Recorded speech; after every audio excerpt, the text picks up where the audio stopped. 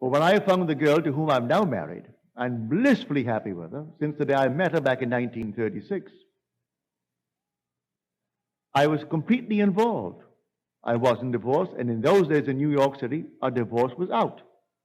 It only became legal after the very, very, very wealthy Rockefeller got his outside and then brought pressure to bear on the state to pass a decent, modest, normal, modern law, allowing people who cannot live together to separate and then seek a normal divorce. Prior to that, all divorces were simply collusion. All divorces.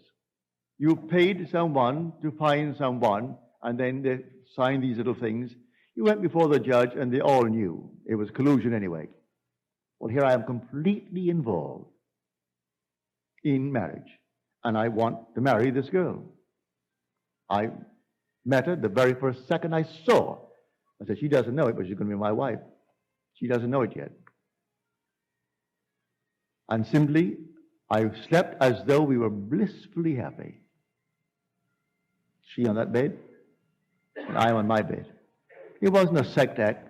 It was simply, she was there in the room, in our lovely home, and I was in my bed, and she was on her bed. So I didn't make it an emotional thing of that nature. And the girl, who was my former wife, who refused, she even left the state so as not to be given a summons.